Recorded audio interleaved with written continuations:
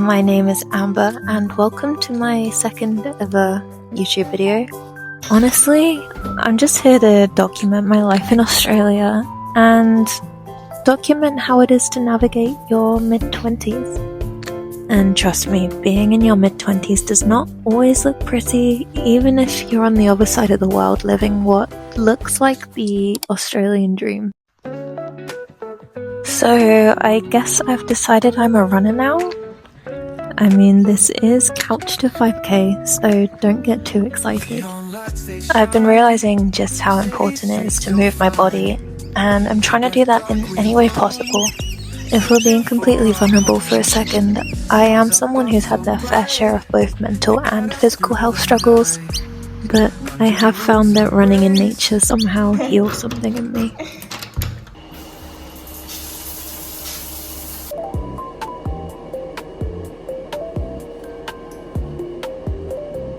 I've been trying to be a bit more consistent with things lately, and that doesn't necessarily mean in a life-changing way, just small things that make me feel slightly more put together, even if it's just something I do for like 10 minutes.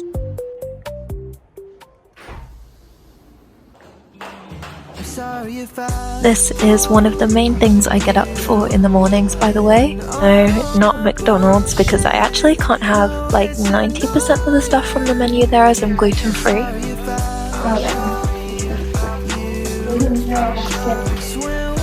But coffee is absolutely like maybe number one reason I get up in the mornings. This avocado and egg toast was also a really good reason to get up this morning, even if it does not look the most aesthetic.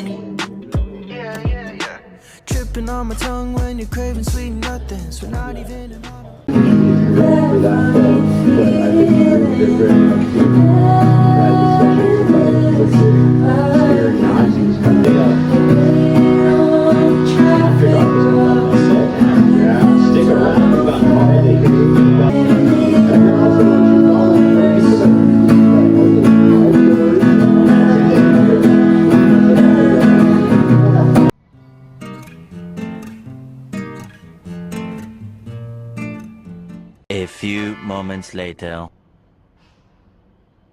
I'm at that point in the week where food stops being meals and starts being combinations, like if it vaguely goes together it counts. And yes, I know it's Monday. Regardless of the mismatched lunches, days like this feel kinda nice. Nothing planned or special, just me trying to feel a bit more like myself again. If you're watching this, I really want to take a moment to encourage you to do something that's completely out of your comfort zone. I have been taking music lessons every Monday evening, and it's not always something that I have the motivation or energy to do, but I feel like I've really shown up for myself after I've done it.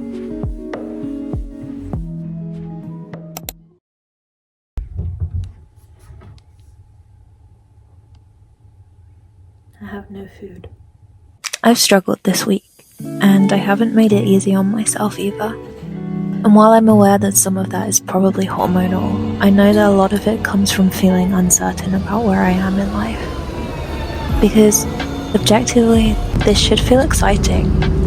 I'm 26, living on the other side of the world, building a life from scratch with someone I love.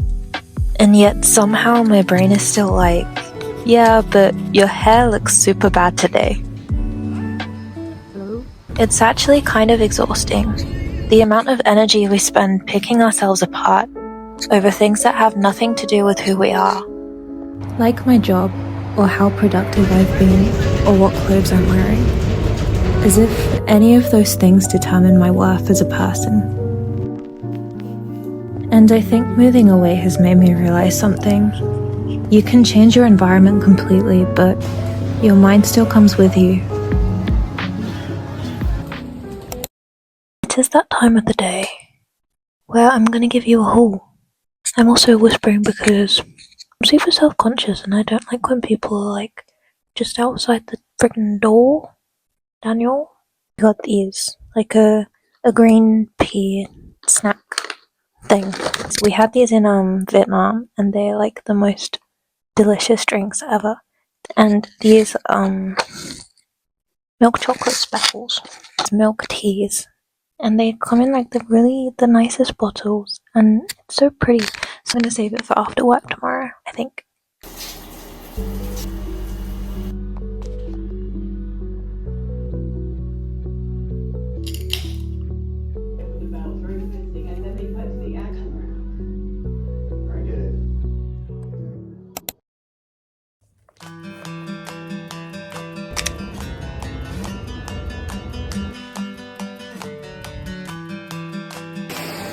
I think sometimes I forget that I'm actually still adjusting to all of this. I'll mop around you then, shall I? Because when you live somewhere for a while, it stops feeling new enough to be impressive, but it's still unfamiliar enough to be exhausting. And as amazing as it is, trying to figure out who you are in a completely different environment is actually really, really exhausting. Some days I think I handle it really well, and other days I convince myself I'm somehow doing life wrong. Like, I should be doing more, experiencing more, and feeling more grateful all of the time. Which is actually kind of unfair because I am trying.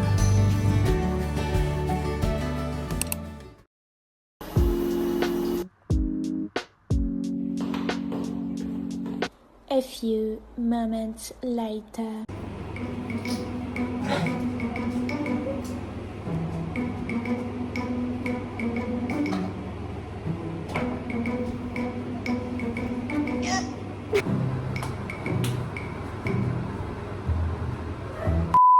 Thursday for me was a significant write-off day, I think.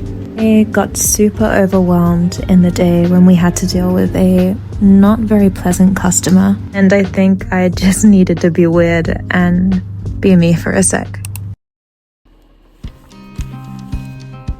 You know when you're so tired and mentally exhausted that you kind of circle back around to being strangely energetic?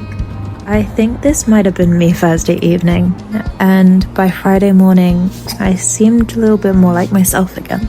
And I genuinely couldn't decide whether I wanted to put the clip of me acting like a zombie in this video, but it's still me, and it's the part of me that is a little bit less put together. And that is me sometimes. I don't really want to make videos where I only exist as a polished version of myself. And also, I was too tired to properly film on that day anyway, which I'm trying to accept is okay. There's also the unpolished version of me that bawls her eyes out when she misses her friends and family back home. And I think it's really important to show that side of things because moving abroad isn't always pretty. I think a part of me still feels embarrassed about making YouTube videos. Like, people are going to think, oh look, she's romanticizing her life again. But honestly, of course I am. I only get one life, one version of being 26, one version of living here, and one version of this exact season of my life. Sorry. Yeah. And I don't want to rush through it pretending none of it matters. I want to notice it, even the overwhelming parts, even the lonely parts, even the beautiful, ridiculous, ordinary little moments. Because that's what life actually is. Not just the milestones, but collections of moments that meant something to you.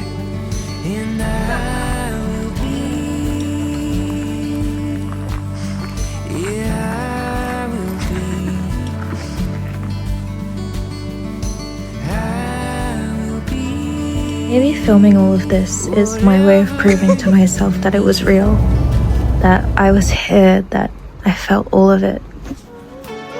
I think for a long time I thought that documenting your life had to mean something extraordinary was happening. But lately I've started to think that maybe ordinary life is enough.